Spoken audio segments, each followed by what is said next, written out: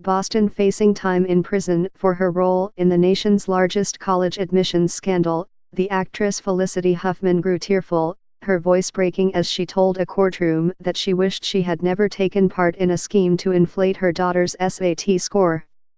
Earlier, she sat silent and stoic as a prosecutor ticked off all the reasons probation would not be sufficient punishment. In the end, a federal judge in Boston sentenced Ms. Huffman to 14 days in a federal prison on Friday. She was the first parent to face punishment in a case in which nearly 36 wealthy people are accused of using lies and bribes to smooth their children's way into prestigious colleges.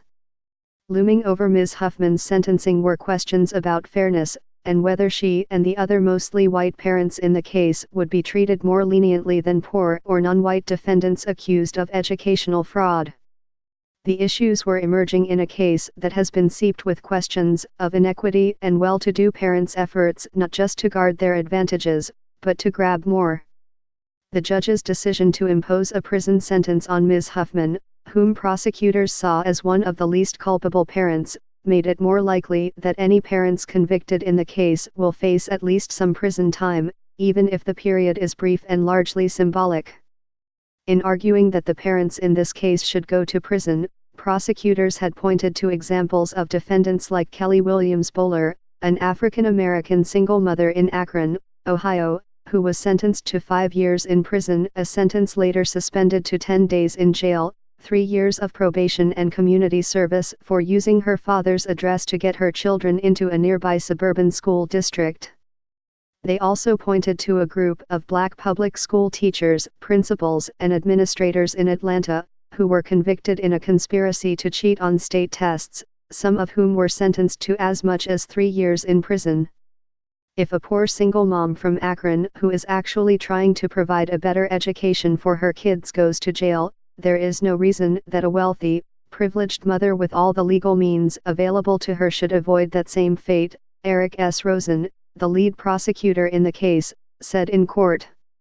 If we believe in just punishment, he added, we should not put the Williams Bowlers in jail while letting the Huffmans go free. Ms. Huffman's lawyer, Martin Murphy, argued that most comparable defendants were given probation rather than prison. And he said that, just as Ms. Huffman's wealth and fame should not lead the judge to impose a lighter sentence, they should not lead her to impose a longer one, either.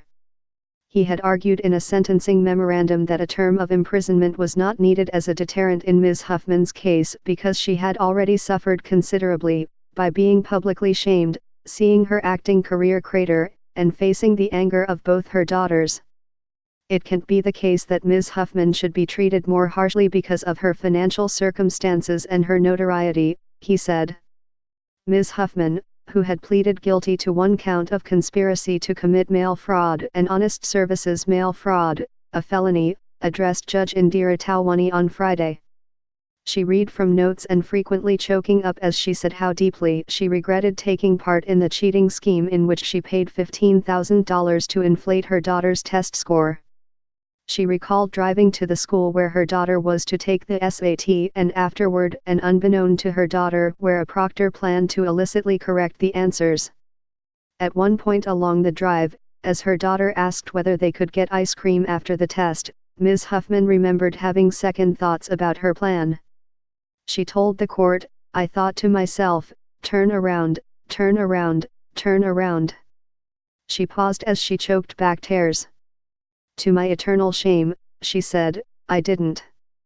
She said that when she was later arrested and had to explain to her daughter what she had done, she said to me, I don't know who you are anymore, Mom. I realize now with my mothering that love and truth must go hand in hand, she told the judge, and that my love coming at the expense of truth is not real love. Judge Talwani also imposed a $30,000 fine, supervised release for a year and 250 hours of community service. Ms. Huffman was ordered to report in 6 weeks to a Federal Bureau of Prisons facility that has yet to be chosen.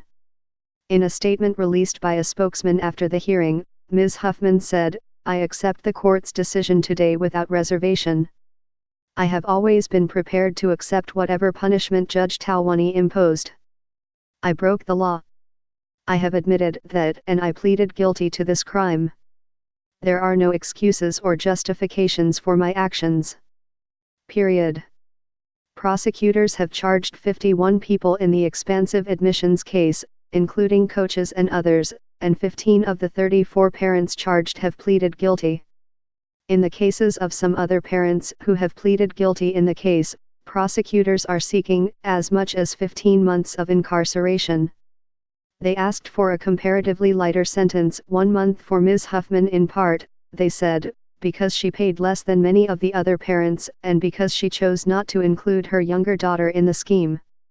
Besides the cheating on tests, some parents are accused of conspiring to bribe college coaches to pass their children off as athletic recruits in sports they often did not play.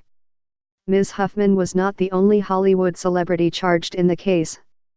The actress Lori Loughlin is accused of conspiring to use bribes to get her daughters admitted to the University of Southern California as recruits to the women's crew team. She has pleaded not guilty. Prosecutors had raised the cases of Ms. Williams-Bowler, the black mother from Ohio, and the Atlanta educators, to argue that fairness required sentencing Ms. Huffman and the other parents in this case to at least some period of incarceration.